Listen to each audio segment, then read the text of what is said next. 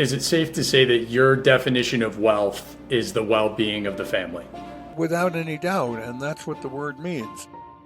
Welcome to The Visionary Advisor. I'm your host, Alex Kirby, founder of Total Family. When we were planning this podcast, there was only one person who felt like the perfect first guest, and that's who you're about to hear. James E. Hughes, known to his friends as Jay, over the last 6 decades, pioneered the idea of wealth as well-being. He developed the 5 forms of family capital and authored essential books like Complete Family Wealth and The Voice of the Rising Generation. From an industry perspective, Jay is a founding father of family wealth advising. And on a personal level, he has been one of the most patient and generous mentors in my life. Without further ado, I give you James E. Hughes. Good morning. I'm delighted to be a part of your program, and welcome to our guests, and we'll help everybody learn something this morning. Jay, I can't think of a better person to be our first guest for this maiden voyage, and yet I'm constantly surprised by how many wealth advisors have never heard of the Hughes Foundation or read Complete Family Wealth or explored the 5 forms of capital. So to me, I think that's a really natural place to begin for any wealth advisor. And I'd like to dive into these capitals, but I thought maybe you could just start with the origin story of the 5 forms of capital and explain it maybe to an advisor who's never heard it before. Well, Alex, the story is a story of spiritual awakening, strangely, even though we're talking to financial advisors.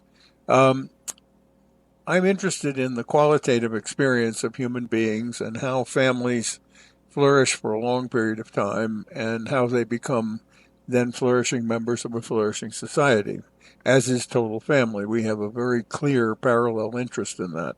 Yeah. So here's the story. I was sitting in Florida with a family I've known for many years, care about a great deal, and we had an agenda, and the agenda was 80% qualitative, that is their well-being, their children's well-beings, and 20% quantitative, financial capital. And so they very quickly got off the agenda and started talking about money. And I became very frustrated. And I tried to help them get back to the agenda, and they just couldn't do it. And so my frustration led to a sudden awareness, I would say a gift in a certain sense from larger forces that said, wiggle your hand, Jay, wiggle your hand. And so I began wiggling my hand, and I suddenly realized that if you put your hand out with your thumb down and your fingers out, you suddenly illustrate that with your pinky, families are spiritual capital. This is how a family's balance sheet actually looks. Ring finger is social capital. Can you make good decisions together? Middle finger, intellectual capital, or your learning system. First finger are human beings thriving. Thumb stuck in the earth, financial capital supporting these. I had been writing and thinking about these capitals for years, but that physical illustration or manifestation of the ordering of the capitals and their importance changed everything that day. And it's changed everything for everybody I can help almost ever since, because it orients one to the reality of what one's family consists of. One thing it doesn't consist of is financial capital that is essentially ephemeral, moves in and out. The real question is a family, does it have a strong purpose, its spiritual capital, to help each other, what I call a family of affinity? Does it have strong social capital, that is, can it make decisions together, and really good decisions together over a long period of time? Is it intellectually curious and learning system and sharing what it learns? And then are there thriving human beings? So the hand gesture illustrates for people physically what we're talking about. the concepts, I think, are very easily accessible. At least that's what I've discovered. Jay, is it safe to say that your definition of wealth is the well-being of the family? Without any doubt, and that's what the word means.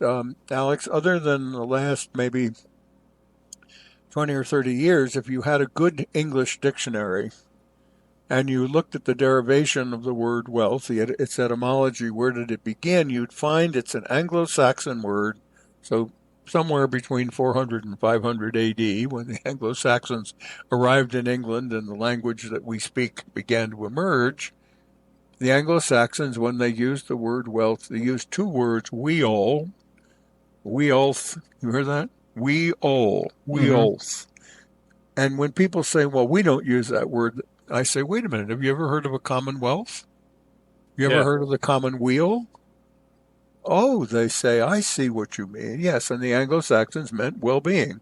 Commonwealth is a common well-being, isn't it? Commonweal is the common well-being. So one of the things you and I know, Alex, is that when a family understands that its wealth is its well-being, everything changes. Yeah.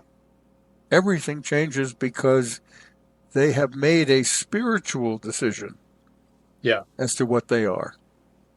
And then they have a higher order set of goals. One of the things I love about the capitals is, I haven't really met a wealth advisor that when you say, do you agree that there's more to wealth than money? Almost everyone says yes. That's right. Now, I think you and I would both say the practices don't always reflect that. But I like the capitals because it breaks it down for everyone a little bit more. And it gives them a way to think about it. And if you're listening to this podcast, you probably agree with the idea that true wealth of a family is their well-being. If you don't agree with it, you're probably not going to like any of the forthcoming episodes or this one as a whole. And there's plenty of financial capital episodes and podcasts out there for the wealth advisors that want to go in that direction. But let's go through the capitals, and you put them in a specific order. Now, we use some of your words in our work, and when you say spiritual capital, we call it cultural capital. But we mean the same thing. We mean the spirit of the family. We start with vision, the values, the purpose, and the roles or priorities of a family. But tell us, why is cultural capital or spiritual capital, why is that the starting point in the example you just gave? Well, Alex, all important things in a human life begin with aspiration. Would you agree? If we don't aspire to something, it's probably set too low. Okay. Mm-hmm. What does the word aspiration mean in Latin? Ad spiritu, to spirit. Ah, spiritual capital. What are our aspirations? Our purpose, our culture. And then, very importantly, in spiritual capital, or what cultural capital, are our inspirations so important that they inspire us? Again, in spirit, Latin, in spiritus, isn't it? Yeah. And is the inspiration and purpose, culture, so important to us that we will perspire for years and years and years to bring it to life? That is the starting point. That is the starting point of anything that is important to a person or a community. Or even a business too, right? It's codified in a lot of ways, right? Like, the idea of start with why is what you're saying.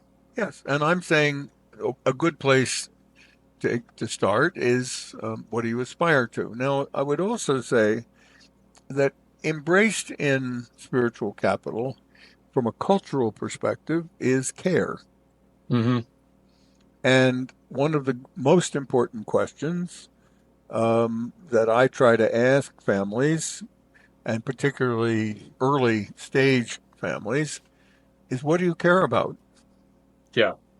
Not just care in its highest level, that is, I stand with you and will help you no matter what. That's what true care is about. But what do you care about? Yeah. And if the conversation moves to financial capital like it did with that family in Florida, I know what you care about. Sure. It isn't that I disagree or don't enjoy what you tell me about what you care about that you think I want to hear. Right. But what I want to do if I'm going to try to help you is find out what you actually care about. Well, I think that's important when you're talking to the wealth advisors because, the family knows that their core competency is financial capital. So when you start these conversations, sort of it moves to financial almost accidentally very, very quickly because they're trying to sort of speak to the language of the wealth advisor, right? If you're talking about rising gen education, it'll move very quickly to rising gen financial education, Right. right? Right. Which is, if you think about it, fulfilling the financial advisor's need to have that client. Right. But Right. is it actually helping the family flourish? Yeah, that's right. So help as opposed to fulfilling needs is a very important question for an advisor. What is Okay, my so purpose? on spiritual capital, Jay, I think one of the things that we both I want to make sure that I often call you and check my work to right and so in complete family wealth you talk about individuation, Yes. and I think it's important to say that it's okay for individual members of a family to have their own values and their own aspirations, and for the family or small subgroups in the family to have collective values or collective aspirations. It's if you're talking to 50 people in a big extended multi-generational family, finding one aspiration is going to be very, very hard. But I loved in Complete Family Wealth how you talked about individuation, helping people on their own journey, but then also have a shared journey. Did I read those notes correctly? You read them perfectly, and what you were reading was the section on the question of affinity. Yeah. So the question of every great family, everyone, is it a family of affinity or a family of blood? Blood is a disaster. It's hubristic. It's not true. Great families, those that reach their fifth generation, or at least their fourth, and do well, understand that their individual purpose and their collective purpose is the same. Am I in a system individually that seeks to enhance my life? And collectively, am I interested in order to have my life enhanced? Am I willing to enhance all the others? Yeah. That's affinity. I like Yeah. you. I love you. I will seek to help you selfishly because I hope you'll help me. Mm-hmm. So it's individuation, yes, and then collective, but grounded in whether or not there is affinity. Is there Mm-hmm. positive connection between those individuals or not? Okay, so capital number 2, where do we go next? Well, social capital sounds like philanthropy, and that's a perfectly reasonable idea, but that's not what I'm talking about. Okay. If a family wants to reach its fourth and fifth generation in good shape, it has to recognize that that process is 150 years, probably, to know how you're doing for the third generation to be born and die. Isn't that interesting? So, what is going to be the distinguishing characteristic when the third generation emerges into a system? What is the system they inherit, not the financial capital, the system they inherit? That's the social question. Okay. Okay, so what they inherit either is a system that has learned to make really good decisions over that very long period of time, because there won't be a system for them to join if it Sure. hasn't made really good decisions over a long period of time, Yep. right? Yep. So social capital is the ability to learn together in community how to make great decisions. Now, let me say for Americans, this has been somewhat easier than some of our global friends because we live in a republic in which we learn as children, or we used to learn, I did when I was a child, how to participate in a system and make good decisions. We could ask ourselves today, with no courses on civics, no ability for people to actually understand the core principles of making decisions together, whether we're still able to do that. But for sure, the rules and gifts we were given by our founding fathers and our mothers taught us how to make great decisions as a community. Otherwise, the frontier would have overwhelmed us, right? Right. We're all pioneers, by the way, even if we're modern pioneers. Every Yeah. family's a pioneer in that journey of can it get to the fourth and fifth generation and flourish if it wants to, if that's its aspiration. Back Right. to spiritual capital. But if you Right. think about it, the core practice is social capital. Can we make good decisions, discerning decisions over a long period of time? Right. And as you told me, a family is a social system. It's not an economic system, right? Absolutely. Absolutely. And so my question, if you think about certainly the strength of your relationships belongs in this capital. Yes, 100%. Right. Right. Social fitness, as Dr. Robert Waldinger would call it, social fitness, having good communication, all that stuff falls in social capital. But I think the shared decision piece is so important, and it gets lost from the standpoint of younger people and the generations that are coming after us. They want to know, how did you make that decision? Right? That the answers in school are, this is right and this is wrong. But then when we look to the questions in life that are really, really hard, who do I marry? Do we buy this business? Do we live in this city? What career do I pursue? All these different things. There is no answer to these questions. And so I think, how do you make decisions? Give us examples of these decisions. What are the principles that you use to make these decisions?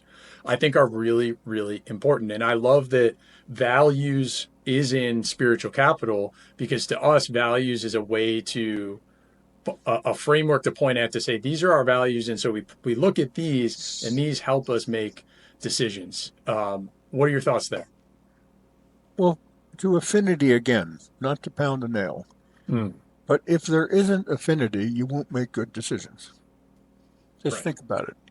Affinity as a word has 14 definitions, by the way. Every single science and art that's ever existed, affinity is the highest level.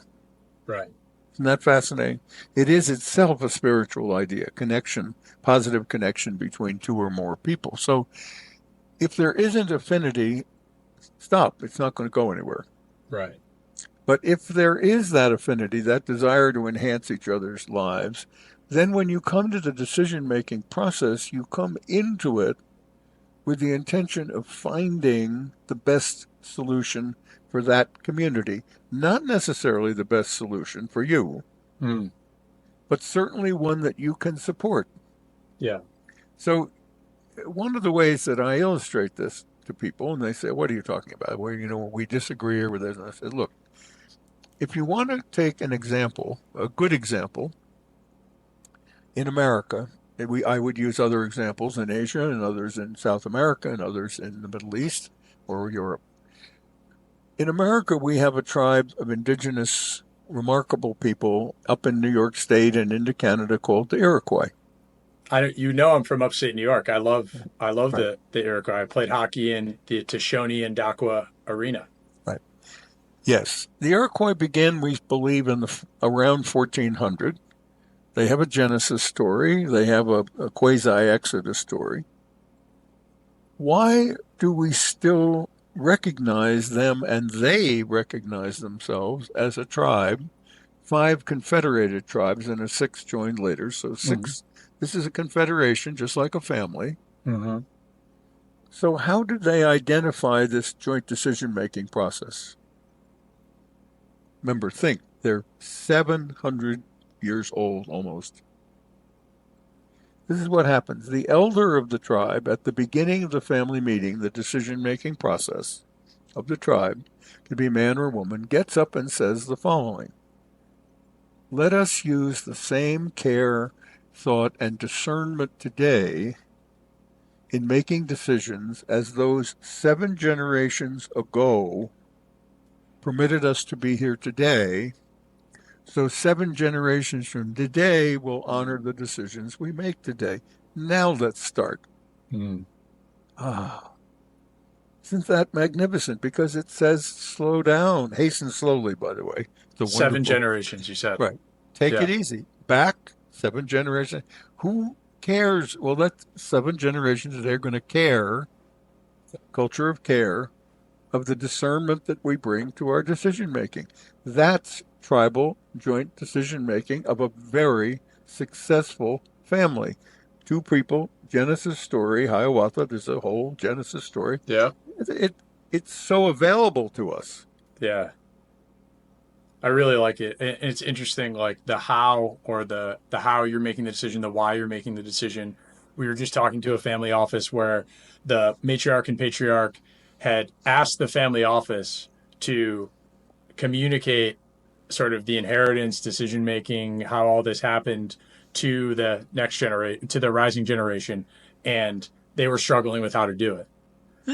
And our kind of first question to them was, how did they arrive at these decisions? Right. And they said, we don't know. And I said, well, that's the number one question that the rising generation will ask, right? Not only right, and Alex, if they're gone, they can't answer it. Alex, not only right, but when founders of families, usually in their later 60s, show up in my office and have an aspiration to have the rising generation, their children and grandchildren, have a common shared positive experience, I always say, well, you need to tell stories, which is what you just asked. You know the story. And these remarkable people will say, well, what do they want to know? And I said, were you ever 10 years old? What? Yeah, Grandpa, they have no idea if you were ever a kid. Right. Why don't you tell them what it was like to be a kid? Yeah. And then, by the way, I say, and since you're going to tell them how important it is to have mentors, did you ever have a mentor? Right. Well, no, really, I'm self-made, I'm self-created. Really? Sure. Well, how about at 18 or 19? Somebody take unusual interest in you? Right. Well, yeah, the professor. Oh, really? You haven't no mentors? Yeah. Nobody helped you How make powerful good is decisions? it to share that story of the terrified kid who had no idea what was going on and then tell them that was me? Yeah. Hey, Right. I was. It's Yeah, okay. really? But well, that's what the family office has to understand. Sure. It's the story, not their story or somebody else's story. What's the story of this tribe forming? Yeah. So, okay. So I think that leads us in. Or do you Yes. want to do intellectual next? Yes, let's do Okay. intellectual. Okay. So what I'm getting at here is this. In the information age, this is easy. In the industrial age, it was less easy. And I think in the agricultural age, it was very difficult. We know today, and certainly in the world to come of AI and all the other things, it's easy for a family to understand that if it is not a learning system, it's done. Because it is in competition. Now, I don't mean rugged competition, but it is in competition for how it evolves in the environment in which it finds itself, just as we understand with all other living beings. Intellectual capital, as I define it, is what you learn and share with me. Remember, this is a family intellectual capital. Right. What are we? So are we a learning system, and are we exercising it like crazy? Yeah. It's shared knowledge. Yes, that's the key. So again, you have that knowledge base to make the decisions. Right. And if those decisions are made in a spiritual environment of affinity and enhancement and aspiration to be, you see how it works? Yeah. Yeah. I think this is the one that, will often, if a wealth advisor or a family office is referencing it, sometimes they'll say like 529 plans or education or something like that, but that is not it, right? That is missing it, right? No.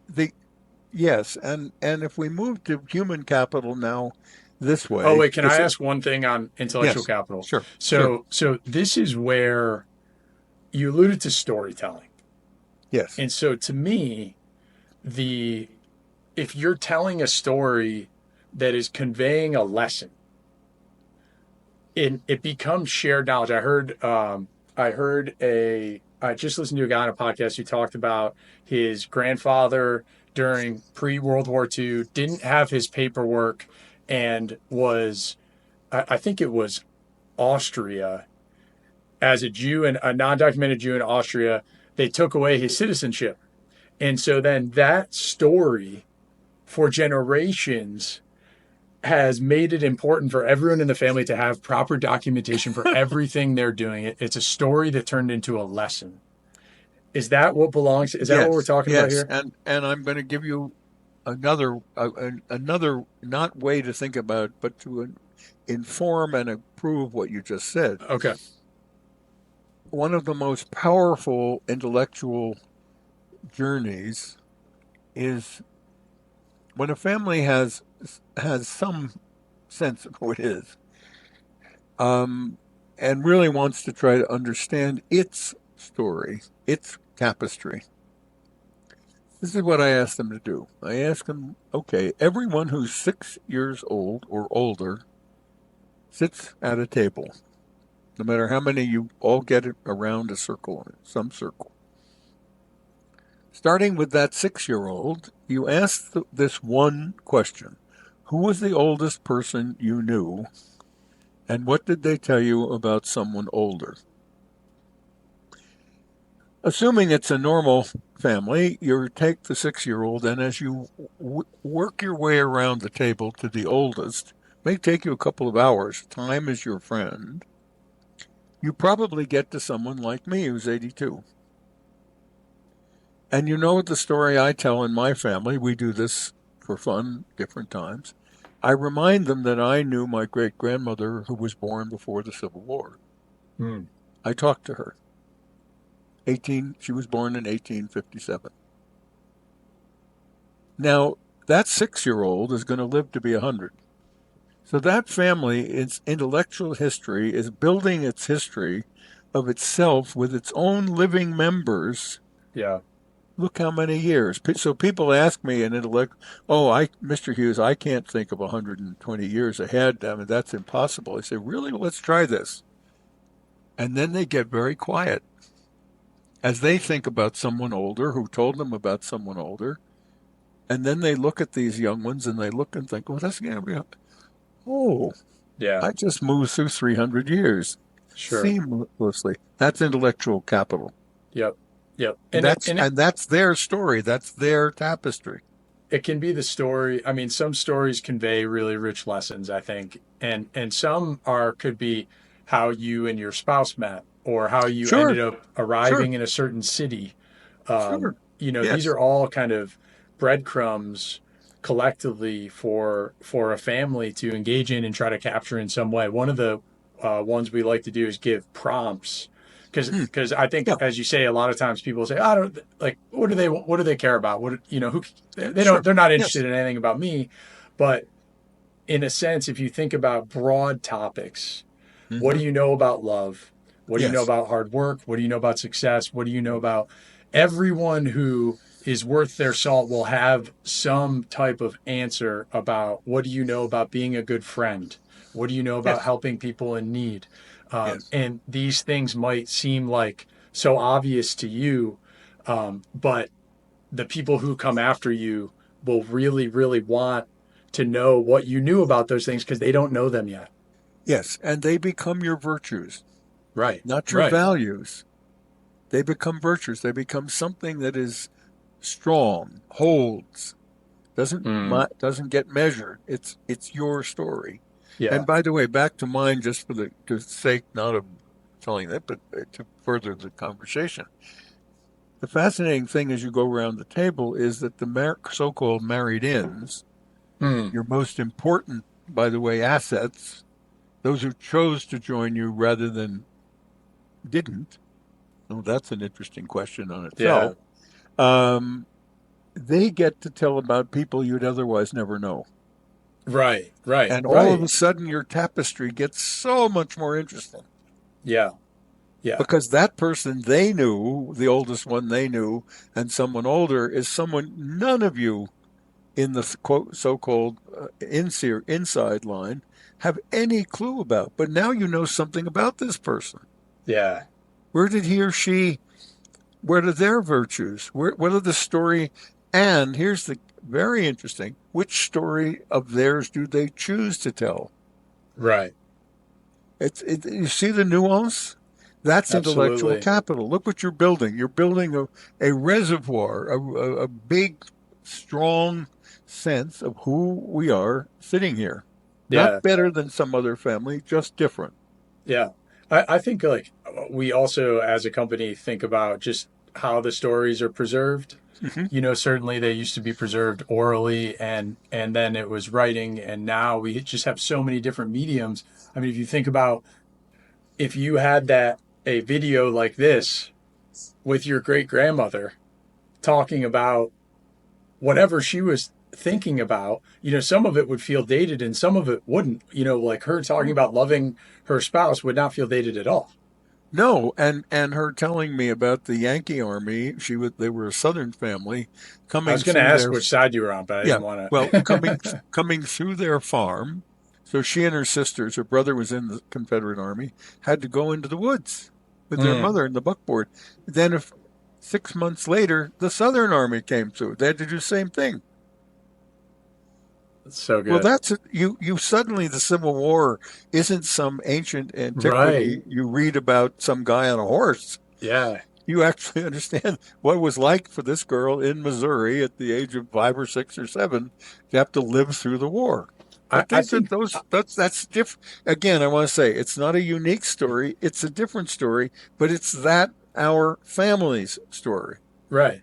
And there's just something about stories, right? Like if I start with my 4-year-old, once upon a time, he's in. Yes, he's in. He is stops talking, sits Right. down, is ready for whatever we are about to tell him. And I think the Civil War is one of those monoculture events Hmm. where you are just any story in the Civil War, I'm interested. Just like the Great Depression, and honestly, Yes. probably just like the global pandemic that we all experienced. Yes. Our Yes. generations after this are going to they won't be able to fathom what it was like to live through a pandemic, to understand how the society shifted from what it was like before to what it's like after. These are things that seem uninteresting today, but will be very, very interesting and important to the intellectual capital of any family going forward, right? Yes. And to our theme, how did our family make decisions?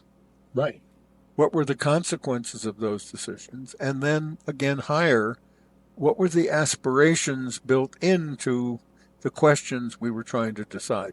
Right. See how this Right. builds? Yeah. And I think, for the advisors listening out there, it's like now think of what you can be for a family. If you know what they're trying to be from an affinity standpoint, the culture of the family, how they make decisions, and their shared knowledge. Think about what an advisor you can be to them multi-generationally to everyone. It changes the game for me. And to speak very practically, and we'll get to human capital, but to speak very practically to our listeners, here are two things to think about. First of all, is your practice, not a business, is it a practice? This is professional work after all. Mm-hmm. Is your practice interested in the question of retention? Yeah. Not as a slave market, but am I interested in building a practice that becomes a simple little institution that can help the families when they move naturally and evolve to their rising generations? Am I interested in that? One doesn't need to be interested in it, but it is a hugely important aspirational question. And Jay, Is this we talk about retention all the time, you and I do, but right? but the Right. the the RIA numbers are they retain 99% of their clients. But when you talk about going from one generation to the next, the numbers are not 99%. They are very, very low. So you Let are me talking tell. about multi-gen retention, Yes, right? 95% of the second generation use other advisors. What? That's the actual. Let's tell the truth. Now, if there's an aspiration, there doesn't need to be for that practice to Sure. have retention. Here's another very interesting thing. If you ask our advisors to imagine a bell curve, everybody knows about bell curves, And this bell curve is family wealth as well-being up on top. And on the left side of the bell curve is quantitative, and on the right side is qualitative. I don't think it would take our listeners very long to figure out, gee, the left side of that bell curve, the quantitative side, is populated by thousands of competitors. Yes. The right side is empty. That's right. Oh, where's the business opportunity? It's me and you and a handful of others over there. Where's the business opportunity? Yeah. Oh, sure. What is Mr. Hughes telling me? Mr. Hughes is telling you that if you have an aspiration for retention, if you're interested in the qualitative experience of yourself, by the way, in what you do in the office every day, yeah, it's not diminishing the quantitative. It's asking, where on the bell curve do you put yourself? Right. Right. That's a hugely interesting question for every one of our listeners. I think you're right. We're not going to do financial capital, but we should do human. Yeah. Capital. So this has a flow, Alex. Coming back for a moment to making good decisions. Coming back to a moment for intellectual capital. What do we learn? How do we share? Mm-hmm. The human capital is the question of the thriving of a human being in all the different dimensions of that human being. Mind, body, spirit, all the different dimensions that have been discussed for human well-being and happiness. After all, we live in a country where the pursuit of happiness is the grounding document that we live in. Not happiness, but no, the happiness of a thriving, fully grown-up, fully evolved human being. Yeah. One place that I think is so important in families, in thinking about that, is the individuation point that you made before. Why? Well, if you take rising generation member, and that is you do have a 3 to 5 generation goal, you have that aspiration back to spiritual capital. Without realizing it, when the financial capital moves from the first generation who took energy and made it matter, that's their job, to the second and third generation over the next 100 years, what people don't realize is that each individual who receives a portion of that financial capital movement it's a meteor from outer space to them. Right. Has nothing to do with their integrity or selves. So what happens?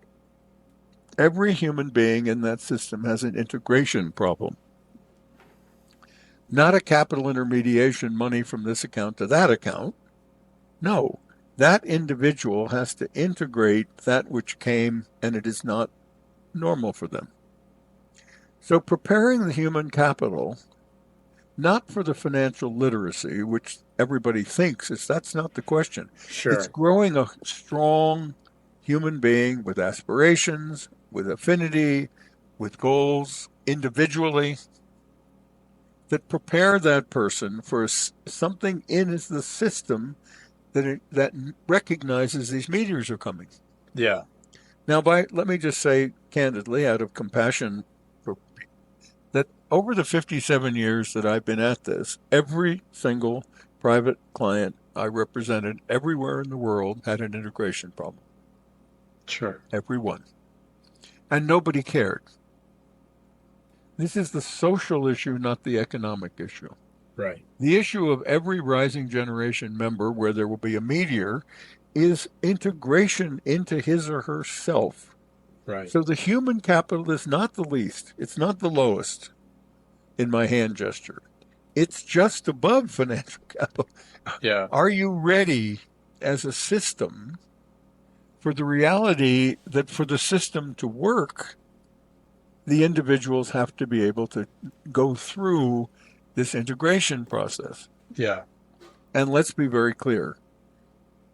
If there is a strong family of affinity, if the family's purpose is to enhance each other's journeys of happiness, which I believe is the reason for families' long-term, the Iroquois well-being,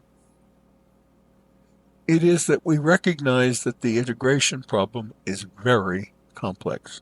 Right. I think the thing that I love about the way you frame it is the system part here is just like any strong organization or team. It's about how are we developing, what is our practices for developing the people coming into this system to make sure they are ready, right? Yes. It's our practices.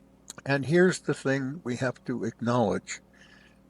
No matter what the preparation is, it is not meaningful to the meteor until the meteor hits.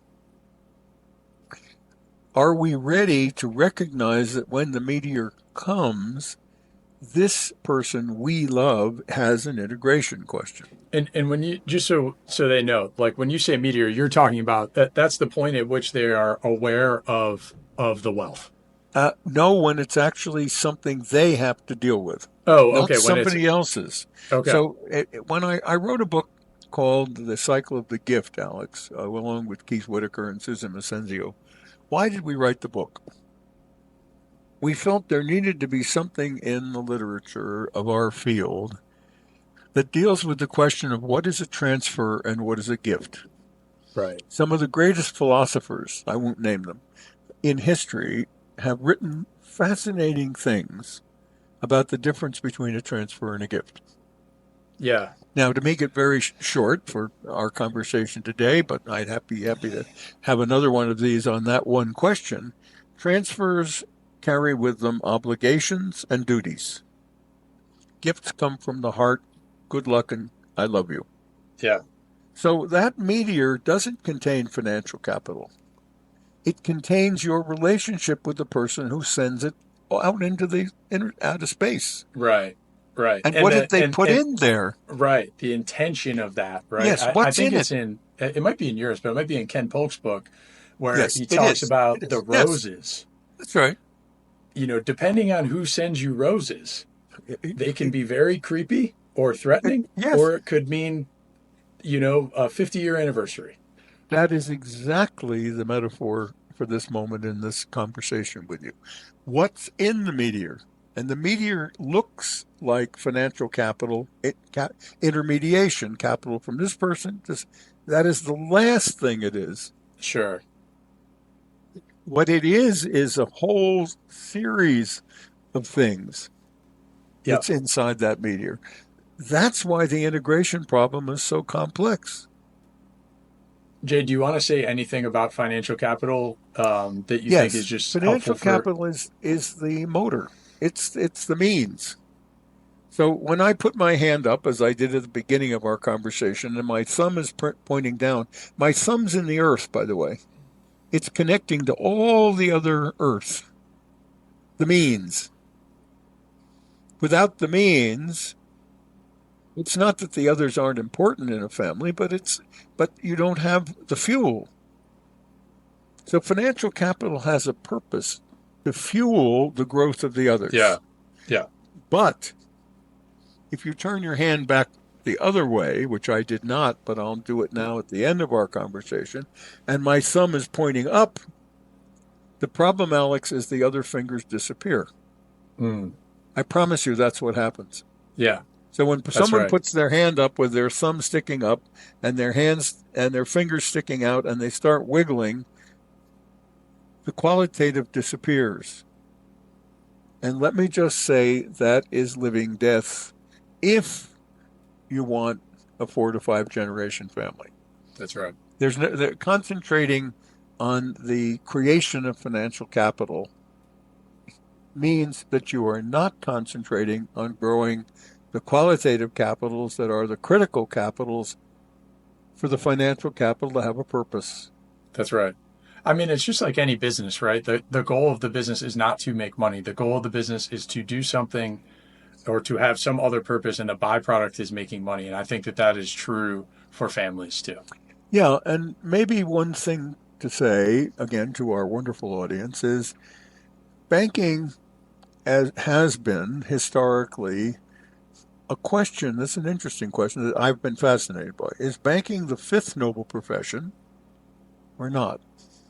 So I want to say to all of our financial advisors, you're bankers. however you define yourselves, you're bankers. Sure. You're dealing with the intermediation of capital, financial capital. You're bankers.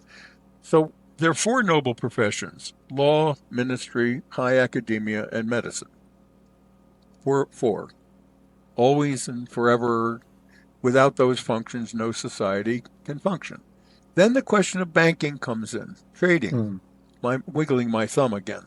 Mm-hmm. So the great question historically and philosophically of banking is, are you trading or are you growing something?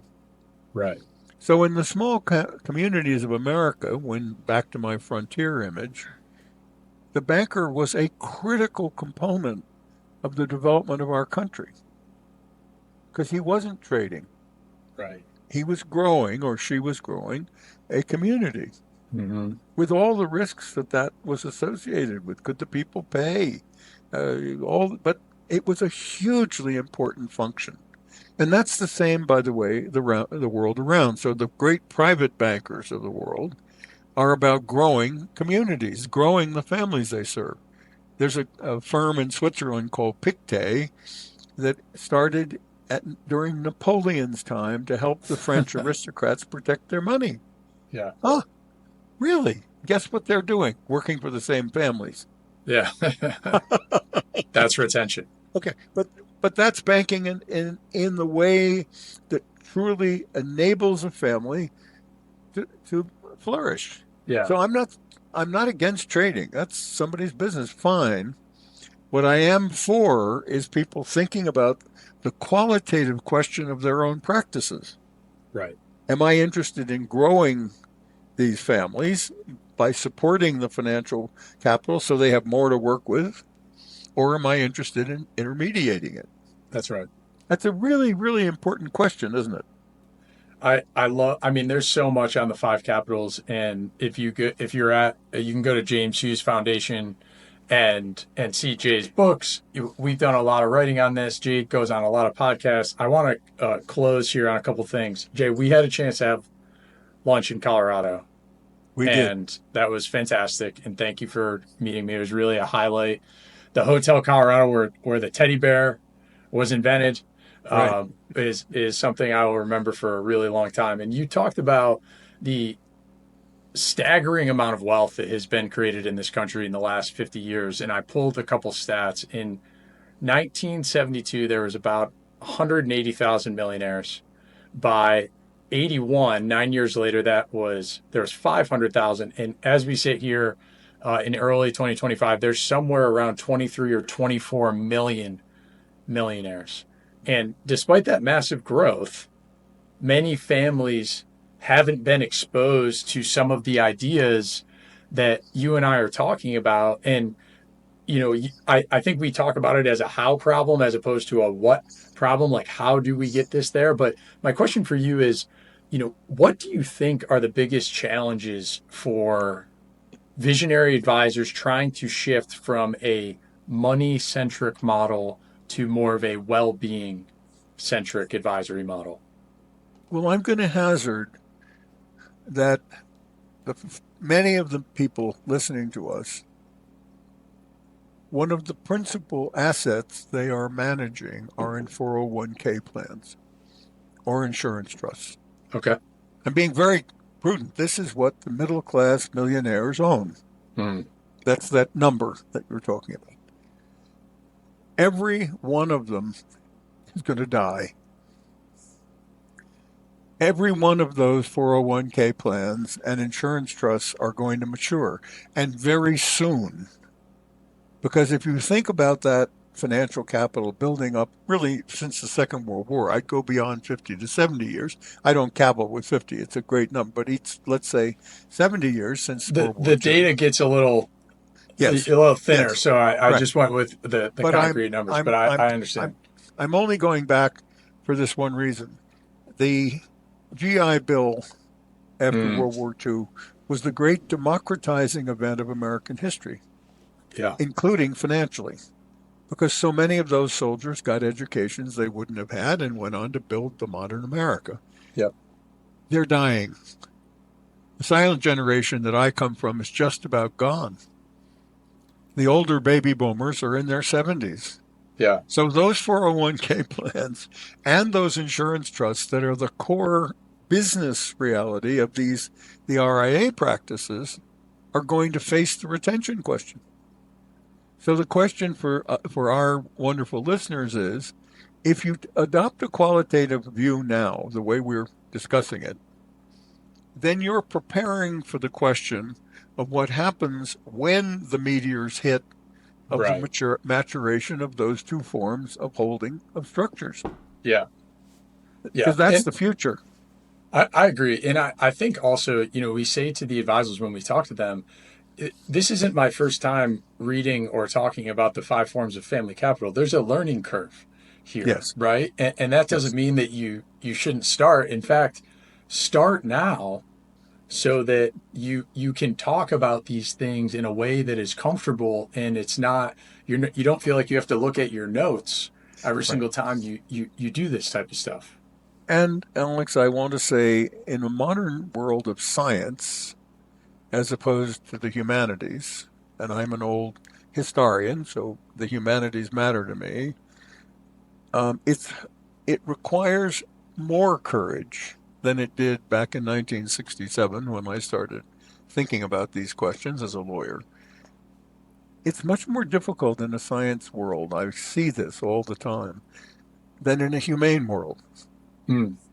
So the question for our listeners is: do the questions of the humanities, the quality of human beings' experience, are they reaching happiness? Are they pursuing the questions we've been talking about today?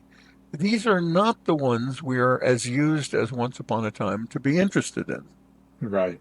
What I can say to the wonderful people that took their time, which is their treasure, to listen today, is you will have a better life yourself if you're considering the humane questions, not of your clients, but your own family. Yeah. You'll have a That's better life. That's right. I want to end here, Jay, with one quick thing because I think it's always a mix between ideas and maybe some actions that these visionary advisors can take.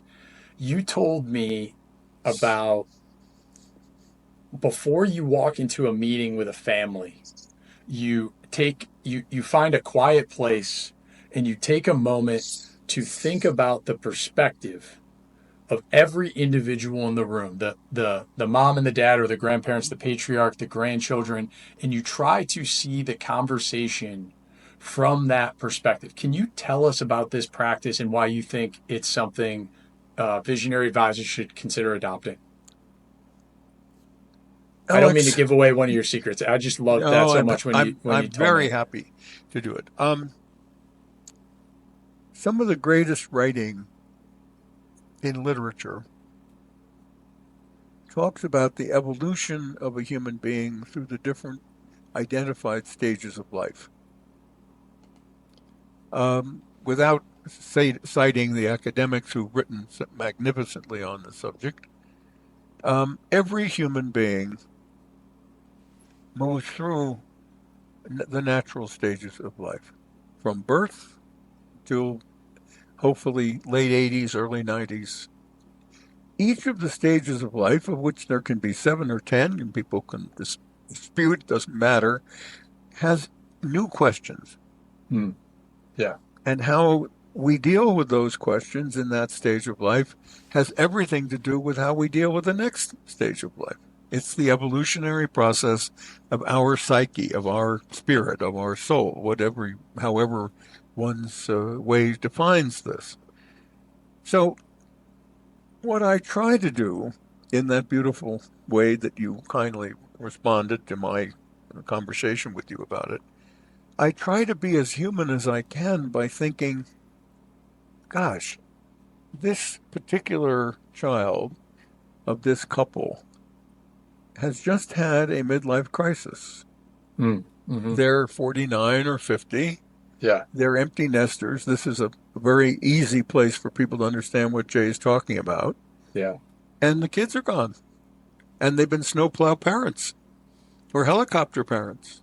Happens all the time, every day practically. I get somebody in this situation. And I think, my compassion goes out to them. Well, if I'm sitting in that quiet space that you mentioned before I go in the room, and this beautiful young woman, 50 years old, has just become an empty nester, I want to think about that's happened to her, because she's not the same person I met 5, 10 years ago. Right. It isn't that she isn't the, yes, it's she, it's her name, it's her face, or herself, but she's in a different stage of life. By the way, what I also do after I think through, as you said, each of the people in the room and what stage of life he or she is in, what are likely to be his or her major questions, I then ask the same question about the family as a whole. What stage of life is this entire family system in? And what are likely to be the questions that emerge in that stage of life of that family? That kind of gentle thought about the evolving human experience of an individual and a system makes me able to help differently than before I did that. It's just beautiful. I love it so much, and I think it's applicable not just in family meetings, but probably in a lot of our day-to-day interactions with our own loved ones and other people, kind of taking that perspective into And let me account. just quickly say, Alex, because I know we're time, I do that before every Zoom. I don't just do that at the family meeting. So this has changed, as you were saying with COVID, life has changed. And so again, for our listeners to understand, this isn't simply when I'm going into a meeting. It's before every Zoom. Who will I meet today on Zoom? Mm-hmm. Mm-hmm. What stage of life are they in? What are the likely to be the questions? So thank you for letting me just add that little additional thought. Jay, thank you so much for coming on, for all that you've done for me personally, for Total Family. You are a pioneer. I sometimes call you the godfather of the work that we're in. You have written and spoken about a lot of things. You can find all of those at the James E. Hughes Foundation. If you just search that, you'll find everything that you need to find on Jay. Thank you again. This has been the Visionary Advisor Podcast. Until next time, remember, the future of wealth starts with you. I'm Alex Kirby, the founder of Total Family. Thanks for listening.